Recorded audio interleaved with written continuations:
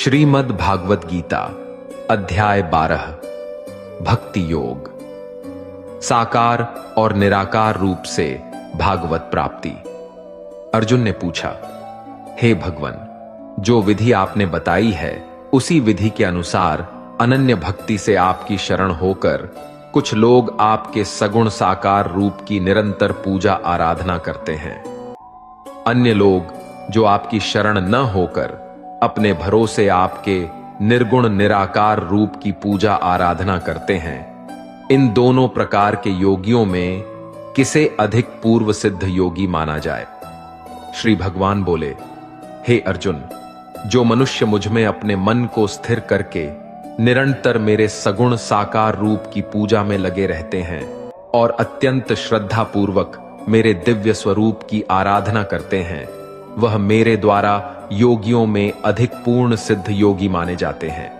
लेकिन जो मनुष्य मन बुद्धि के चिंतन से परे परमात्मा के अविनाशी, सर्वव्यापी, अकल्पनीय, निराकार, अचल स्थित स्वरूप की उपासना करते हैं, वह मनुष्य भी अपनी सभी इंद्रियों को वश में करके सभी परिस्थितियों में समान भाव से और सभी प्राणियों के हित में लगे रहकर मुझे ही प्राप्त होते हैं। निराकार स्वरूप के प्रति आसक्त मन वाले मनुष्य को परमात्मा की प्राप्ति अत्यधिक कष्टपूर्ण होती है, क्योंकि जब तक शरीर द्वारा कर्तापन का भाव रहता है तब तक अव्यक्त परमात्मा की प्राप्ति दुखप्रद होती है। परंतु हे अर्जुन, जो मनुष्य अपने सभी कर्मों को मुझे अर्पित करके मेरी शरण होकर अनन्य भाव से भक्ति योग में स्थित होकर निरंतर मेरा चिंतन करते हुए मेरी आराधना करते हैं, मुझ में स्थिर मन वाले उन मनुष्यों का मैं जन्म मृत्यु रूपी संसार सागर से अतिशीघ्र ही उद्धार कर देता हूं। हे अर्जुन, तू अपने मन को मुझ में ही स्थिर कर और मुझ में ही अपनी बुद्धि को लगा। इस प्रकार तू निश्चित रूप से मुझ में ही सदैव निवास करेगा, इसमें किसी प्रकार का संदेह नहीं है। हे अर्जुन, यदि तू अपने मन को मुझ में स्थिर नहीं कर सकता है तो भक्ति योग के अभ्यास द्वारा मुझे प्राप्त करने की इच्छा उत्पन्न कर। यदि तू भक्ति योग का अभ्यास भी नहीं कर सकता है तो केवल मेरे लिए कर्म करने का प्रयत्न कर। इस प्रकार तू मेरे लिए कर्मों को करता हुआ मेरी प्राप्ति रूपी परम सिद्धि को ही प्राप्त करेगा। यदि तू मेरे लिए कर्म भी नहीं कर सकता है तो मुझ पर आश्रित होकर सभी कर्मों के फलों का त्याग करके समर्पण के साथ आत्मा स्थित महापुरुष की शरण ग्रहण कर उनकी प्रेरणा से कर्म अपने आप होने लगेगा। बिना समझे मन को स्थिर करने के अभ्यास से ज्ञान का अनुशीलन करना श्रेष्ठ है। ज्ञान से ध्यान श्रेष्ठ समझा जाता है और ध्यान से सभी कर्मों के फलों का त्याग श्रेष्ठ है, क्योंकि ऐसे त्याग से शीघ्र ही परम शांति की प्राप्ति होती है।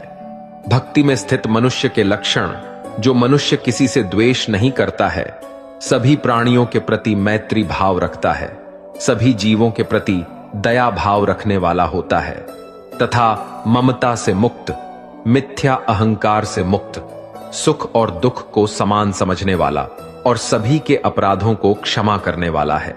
ऐसे लक्षण उन मनुष्यों के हैं जो मेरी भक्ति में स्थित है। जो मनुष्य निरंतर भक्ति भाव में स्थिर रहकर सदैव प्रसन्न रहता है, दृढ़ निश्चय के साथ मन सहित इंद्रियों को वश किए रहता है और मन एवं बुद्धि को मुझे अर्पित किए हुए रहता है, ऐसा भक्त मुझे प्रिय होता है। जो मनुष्य न तो किसी के मन को विचलित करता है और न ही अन्य किसी के द्वारा विचलित होता है, जो हर्ष संताप और भय चिंताओं से मुक्त है, ऐसा भक्त भी मुझे प्रिय होता है। जो मनुष्य किसी भी प्रकार की इच्छा नहीं करता है, जो शुद्ध मन से मेरी आराधना में स्थित है, जो सभी कष्टों के प्रति उदासीन रहता है और जो सभी कर्मों को मुझे अर्पण करता है, ऐसा भक्त मुझे प्रिय होता है।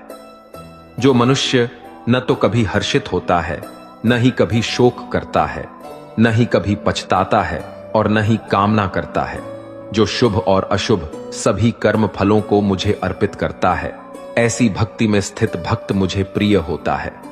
जो मनुष्य शत्रु और मित्र में मान तथा अपमान में समान भाव में स्थित रहता है, जो सर्दी और गर्मी में, सुख तथा दुहक आदि द्वंद्वों में भी समान भाव में स्थित रहता है और जो दूषित संगति से मुक्त रहता है, ऐसा भक्त मुझे प्रिय है।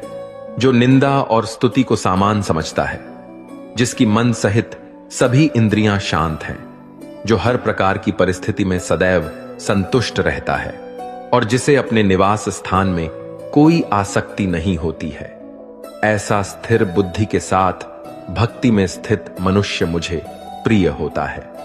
परंतु जो मनुष्य इस धर्म रूपी अमृत का ठीक उसी प्रकार से पालन करते हैं जैसा मेरे द्वारा कहा गया है, और जो पूर्ण श्रद्धा के साथ मेरी शरण ग्रहण किए रहते हैं, ऐसी भक्ति में स्थित भक्त मुझको अत्यधिक प्रिय होता है।